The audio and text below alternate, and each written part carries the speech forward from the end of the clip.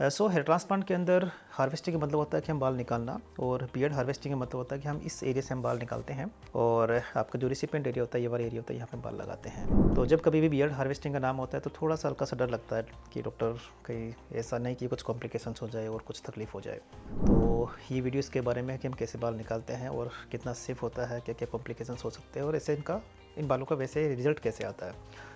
तो ये इसके बारे में है, तो आप अच्छे से बैठ जाइए बिकॉज ये वीडियो थोड़ा सा लंबा होने वाला है, लेकिन ये ज़रूरी है अगर आप बियर्ड हेयर ट्रांसप्लांट या बियर्ड हार्वेस्टिंग का प्लान कर रहे हैं। तो देखिए, हेयर ट्रांसप्लांट में जो प्राइमरी हमारा जो डोनर एरिया होता है वो बेसिकली आपका जो बैक ऑफ स्काल्प ये वाला एरिया होता है, मतलब यहाँ से हम बाल निकालते हैं और उसके बाद हम इस एरिया पर हम लगाते हैं। This is a very simple procedure. लेकिन कभी कभी क्या होता है कि ये वाला एरिया होता है वो इतना सफिशिएंट नहीं होता है। जनरली इस एरिया से हम जो बाल निकालते हैं रफली मान के चलिए कि 3000 से लेके 6000 के बीच में हम निकाल सकते हैं। डिपेंड करता है कि आपका जो है वो डोनर एरिया कितना स्ट्रॉग है। लेकिन अगर नीड बहुत ज़्यादा है, सप्लाई बहुत कम है, नीड बहुत ज़्यादा है, तो उस स्टेज के अंदर में दूसरे जो डोनर एरियाज होते हैं वहाँ से हमें बाल निकालने की ज़रूरत पड़ती है। अगर हम बात करें ग्रेड 3 ग्रेड 4 एलोपेशिया, मतलब यहाँ तक मिड जोन तक अगर आपका हेयर लॉस है, तो ये मान के चलिए कि ये वाला area most of time sufficient होता है हमारे लिए और हमें किसी दूसरे डोनर एरिया की नीड नहीं होती है। लेकिन जब हम ग्रेड 5 ग्रेड 6 या ग्रेड 7 की बात करते हैं तो उस एरिया में हम कवरेज करने के लिए हमें क्या करना पड़ता है कि कुछ पार्ट तो हमें एक्स्ट्रा यहाँ से निकालना पड़ता है और उसके लिए फिर हम दूसरे जो है वो डोनर एरिया सर्च करते हैं। अगर हम मैथमेटिकल कैलकुलेशन करें तो आप देखिए कि इस एरिया के अंदर हमारे पास में जो बाल होते हैं रफली मान के चलिए कि 80,000 हेयर के आसपास होते हैं, 80,000 हेयर, और हम जो लगाते हैं रफली 15 से लेके 18,000 के आसपास लगाते हैं। अगर हम बात करें ग्राफ्ट के बारे में या ग्राफ्ट के हिसाब से बात करें तो इस एरिया में हमारे पास में होते हैं रफली 37,500 ग्राफ्ट होते हैं। ग्राफ्ट का मतलब होता है फॉलिकल यूनिट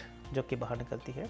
मतलब ये फोटोग्राफ आप देखिए कि हमारे जो हेयर होते हैं वो कुछ मतलब अरेंजमेंट होता है इनका कि एक ग्रुप होते हैं, ऐसे ग्रुप के हिसाब से अरेंजमेंट होता है। तो एक ग्रुप के अंदर आपका जो है 1 से लेके 4 हेयर के बीच में हो सकते हैं और यही ग्रुप हम उठा के आपके बालों के ऊपर यहाँ पे जो रिसिपेंट एरिया वहाँ पे लगाते हैं। तो अगर हम ग्रुप की बात करते हैं तो ये ग्रुप रफली 37,500 ग्रुप्स होते हैं हमारे स्कल्प के ऊपर, और हम जो लगाने का पार्ट करते हैं तो अगर हम यहाँ से निकालते हैं रफली मान के चलेगी चलो ठीक है 4,000 के आसपास निकाल लिए, बट फिर भी ओबियसली कवर नहीं होता है। बट इन जनरली माना जाता है कि रफली अगर आपके पास में 6 to 7,000 ग्राफ्ट होते हैं इस एरिया के लिए तो मोस्ट ऑफ टाइम एक अच्छा सा डिसेंट सा रिजल्ट आ जाता है। तो हमारा ये पर्पस होता है कि हम मैक्सिमम ग्राफ्ट आपके निकाल पाएँ, और जब एरिया कम होता है तो डेफिनेटली हमारे पास में दूसरे डोनर एरियाज़ की हम नीड होती है। जो सेकंड नंबर पे आता है आपको बियर्ड हार्वेस्टिंग आता है, मतलब यहाँ से हम बाल निकालते हैं और उसके बाद में हम चेस्ट से बाल निकाल सकते हैं, एब्डोमेन से बाल निकाल सकते हैं, या फिर एक्सिलरी जो हेयर होते हैं वहाँ से भी निकाल सकते हैं। आर्म पिट में बहुत ज़्यादा बाल नहीं होते बट फिर भी वो निकाले जा सकते हैं। रेयरली कभी कभार हो सकता है कि लेग से बाल निकालें या फिर बैक से बाल निकालें। बियर्ड जनरली क्या होता है कि हमें निकालना पड़ता है अगर हम ग्रेड 6 या ग्रेड 7 को हम टच कर रहे हैं तो। लेकिन ये जो बाल होते हैं या फिर बॉडी के जो हेयर होते हैं वो वास्तव में इन बालों से काफ़ी अलग होते हैं। ये मेनली 3 तरह से अलग होते हैं। पहली बात करें हम इनके कैरेक्टर की बात करें तो ये जो बियर्ड वाले बाल होते हैं वो थिक होते हैं, डार्क होते हैं और थोड़े से ज़्यादा कर्ली भी होते हैं। ओके, मतलब करेक्टर के हिसाब से उतने अच्छे नहीं होते हैं, तो ऑब्वियसली इसके साथ पूरी तरह मैच नहीं कर पाते हैं।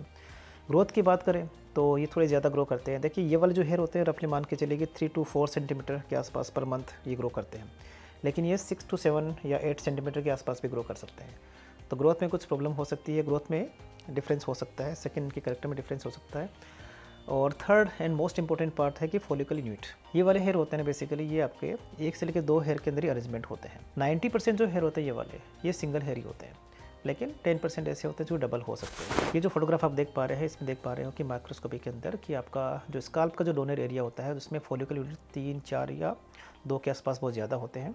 जबकि आप ये दूसरा फोटोग्राफ देख पा रहे हैं इसके अंदर आपका बियर्ड का जो है माइक्रोस्कोपी है और ऑब्वियसली इनमें 1 to 2 हेयर आपके बहुत ज़्यादा हो रहे हैं। ठीक है, तो कहने मतलब अगर हम यहाँ से बाल निकालें, जैसे एग्जाम्पल 100 हेयर यहाँ से निकाल रहे हैं तो रफली मान के चलिए कि यहाँ पर या तो हम 100 हेयर लगा रहे हैं या फिर 120 के आसपास लगा पा रहे हैं, राइट, इतना ही हम लगा पाएंगे इसके लिए। अब क्वेश्चन आता है कि डॉक्टर करेक्टर अलग अलग होता है तो ये बाल कहाँ लगाते हैं, तो ऑब्वियसली हम इनको एक पर्टिकुलर जोन में तो नहीं लगा पाएंगे। उसके लिए क्या करते हैं कि हम इसको मिडल या फिर क्राउन पार्ट के आसपास लगाते हैं। फ्रंट एरिया में मोस्ट ऑफ टाइम हम क्या करते हैं कि हमारे पास में जो स्काल्प के जो हेयर होते हैं वही लगाते हैं, क्योंकि हमें फ्रंट का हमें बिल्कुल नेचुरल रिजल्ट चाहिए। तो ये बेसिकली जो हेयर होते हैं वो डेंसिटी को थोड़ा इंप्रूव करने में हेल्प करते हैं, चाहे वो चेस्ट के हेयर हो, चाहे प्यूबिक हेयर हो या फिर बियर्ड हेयर हो। तो ऑब्वियसली एक पर्टिकुलर जोन नहीं बनाते हैं, अदरवाइज तो क्या होता है कि अलग अलग जोन के चक्कर में क्या होता है कि फिर कुछ बाल ज़्यादा ग्रो करेंगे कुछ कम करेंगे तो वही कॉस्मेटिकली उतना अच्छा नहीं लग पाएगा। इसलिए हमेशा मिक्सिंग होता है। तब जब ये बाल निकालते हैं ना ये वाले, तब हम कुछ बाल ये भी रखते हैं ताकि उनका एक अच्छा मिक्सिंग हो जाए, और मिक्सिंग होने के बाद में फिर उनको लगाते हैं ताकि एक पर्टिकुलर जोन नहीं बने। अब बात करते हैं कि इसको निकालते कैसे हैं। तो अगर हम बात करें प्रिपरेशन की तो सबसे पहले एक अच्छा एग्जामिनेशन होना जरूरी है। हम ये देखते हैं कि सबसे पहले कि बाल कितने निकाल सकते हैं। देखिए 2 फोटोग्राफ देखिए,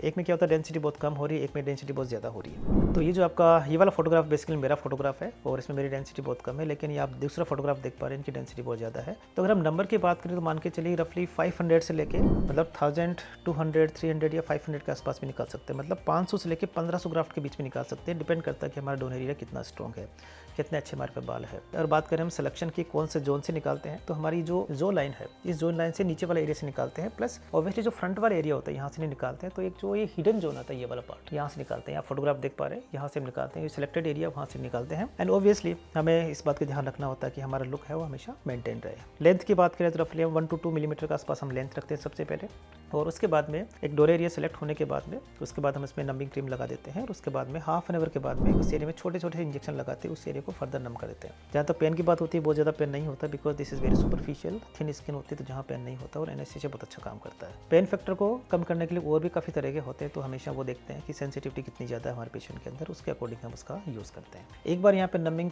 इंजेक्शन लग गए तो उसके बाद में ये वाला एरिया काफ़ी पूरा नम हो जाता है, उसके बाद में कंफर्टेबली इसको निकाल सकते हैं। अगर हम बात करें हार्वेस्टिंग की कि हम बाल कैसे निकालते हैं, तो ये वाले जो बाल होते हैं निकालने के लिए हमें कुछ अलग तरह के पंच यूज़ करने पड़ते हैं, कुछ स्पेशल शार्प पंच यूज़ करने होते हैं, जो कि क्या होता है कि आपके लिए स्कार बहुत कम बनाते हैं, साथ साथ में बहुत अच्छे से निकाल सकते हैं इसमें, है ना। और जो साइज होता है रफली 0.7 मिलीमीटर के आसपास होते हैं, 0.8 मिलीमीटर के आसपास होता है, और इतना ही हम कह सकते हैं कि मोटा निकाल सकते हैं। दिखने में हो सकता है कि शुरू में आपके स्कार दिखे, लेकिन with time over the time क्या होता है कि स्कार धीरे धीरे आपके फेड हो जाते हैं। और ऑब्वियसली एक बाल छोड़ के एक बाल निकालते हैं, और एक हम उस चीज़ को स्कैन करते रहते हैं कि भाई ज़्यादा बाल नहीं निकाले, अदरवाइज ऑब्वियसली वहाँ पे एक वॉल्यूम डेफिसिट दिखेगा। तो कोशिश करते हैं कि वो हमेशा उसके साथ में मैच कर जाए। इसमें आप देख पा रहे हैं कितनी इजीली हम बाल निकाल पा रहे हैं। ओके, और ये बाल जैसे हम बाल निकालते हैं ना तो बिल्कुल ईजिली है ना, पॉप आउट हो जाते हैं आपके, और we can just take very easily. And you can see ऐसा नहीं कि कोई स्किन के अंदर बहुत ज़्यादा डैमेज हो रहा है या अंदर स्किन के अंदर जा रहा है, it's not like that. Okay, and patient आप देख पा रहे हो बिल्कुल कंफर्टेबल है। और हार्वेस्टिंग करने के बाद में इस एरिया को हम अच्छे से क्लीन कर देते हैं, और क्लीन करने के बाद में एक ड्रेसिंग करते हैं सोफ्रामाइसिन लगा के। पोस्ट केयर की बात करें तो इस एरिया में कोई खास केयर करने की जरूरत नहीं होती है। जनरली क्या होता है कि यहाँ पर हम एक क्रीम लगा लेते हैं और एक कच्ची पट्टी लगा देते हैं उस एरिया के ऊपर। ये मान के चलिए कि इस एरिया में बहुत अच्छे से हीलिंग होता है,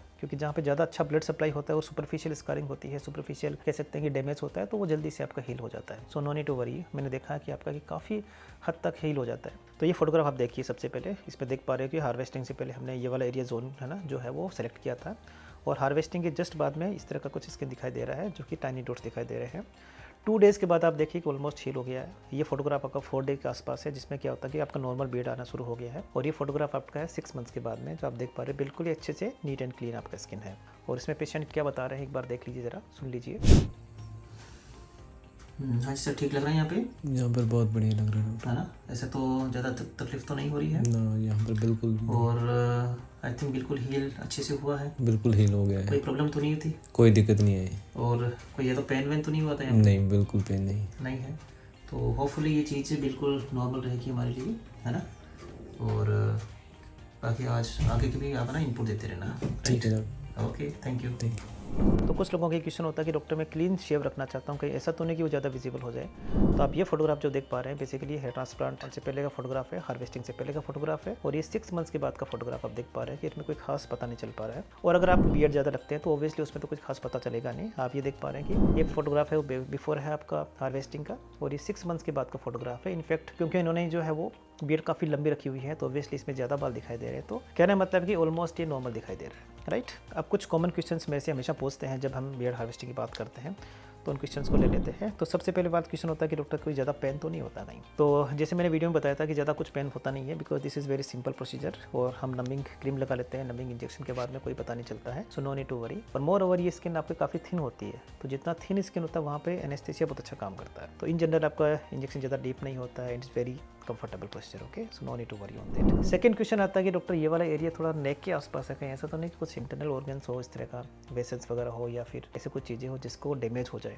बिल्कुल डैमेज नहीं होने वाला। As I told you this is very superficial in procedure, so no need to worry. Injections बहुत ही टाइनी इंजेक्शंस होते हैं, एंड ऑब्वियसली वो स्किन के अंदर ही होते हैं, स्किन के डीप नहीं होते हैं, तो इसको भी डरने की बात नहीं होती है। Third and most important question आता है कि डॉक्टर कहीं स्कार तो नहीं बन जाएंगे?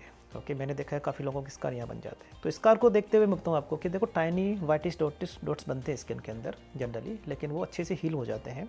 अब तक किसी ने कोई ज़्यादा कंप्लेन नहीं किया है, बट अगर स्कार की बात करें तो कहीं ना कहीं स्कार ज़रूर बनते हैं, क्योंकि वहाँ पे स्किन डैमेज हुआ है। तो इसके लिए हम एक्स्ट्रा ध्यान रखते हैं कि हम कुछ फाइन पंच यूज़ करते हैं और अच्छे से निकालने की कोशिश करते हैं वहाँ पे, और कोशिश करते हैं कि जल्दी एरिया हील हो जाए। देखिए, बियर्ड हार्वेस्टिंग जनरली क्या होता है कि एडवांस हेयर ट्रांसप्लांट का एक पार्ट होता है, कि जनरली अर्ली स्टेज में हम नहीं करते हैं, लेकिन ओवर द टाइम जब आपके पास में एक अच्छा एक्सपीरियंस होता है और आपको लगता है कि you are quite confident that you can take the graft, तभी हम निकालते हैं वहाँ से। ओके, तो इसका बड़ा ध्यान रखना होता है। तो छोटे मोटे अगर स्कार होते हैं तो डेफिनेटली वो कहीं ना कहीं विजिबल होते हैं, टाइनी, बट ऑब्वियसली इसका ध्यान रखा जाता है। अगर आप सोचते हैं कि मुझे तो स्कार बिल्कुल नहीं चाहिए and I want absolutely normal skin, तो तो मैं कहूँगा कि आप वहाँ से मत निकालिए, क्योंकि कुछ न कुछ तो विजिबल वहाँ पर होगा। लेकिन हमेशा ये मान के चलिए कि एक कॉस्मेटिकली एक्सेप्टेबल रिजल्ट रहना चाहिए वहाँ पर। अगर हम जैसे एग्जांपल, अगर हम दोनों बैठे हैं और 1 जो है मीटर की दूरी पे या सोशल डिस्टेंस हम इसको देखते हैं तो जनरली विजिबल नहीं होता। तो लेकिन आप बहुत ज़्यादा इसके लिए हैं तो डेफिनेटली आप इसको अवॉइड कर सकते हैं। ओके, मैं नहीं चाहता कि इस तरह का कोई चीज़ हो, बिकॉज आप देखोगे कहीं ना कहीं अगर आप रोज़ इसको देखोगे तो टाइनी डॉट्स आपको विजिबल होंगे, लेकिन ओवर द टाइम वो कम हो जाते हैं। एक और बात होता है वो है वॉल्यूम डेफिसिट।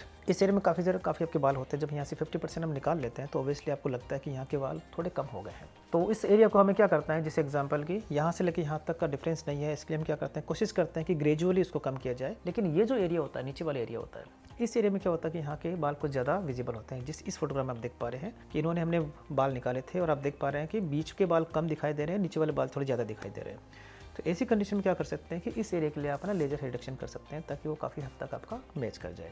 थोड़ा बहुत वॉल्यूम लॉस हमेशा होता है और वो चीज़ आपको एक्सेप्टेबल होता है तभी आप करवाइए। तो ये था बियर्ड हार्वेस्टिंग के बारे में। उम्मीद करता हूँ कि सारी क्वेश्चंस मैंने आपके कवर कर ली हैं। इसके बाद भी आपको लगता है कोई क्वेश्चन रह गया तो आप प्लीज़ कमेंट बॉक्स में लिख दीजिए, मैं उस पर रिप्लाई करूँगा। एंड स्किन, हेयर ट्रांसप्लांट या लेजर संबंधी कोई भी आपको वीडियो पसंद है ओके, तो डेफिनेटली हमारे चैनल को आप लाइक कर सकते हैं, सब्सक्राइब कर सकते हैं। हम कोशिश करते हैं यहाँ पे कुछ ऑथेंटिकेटेड वीडियोस बनाएं आपके लिए।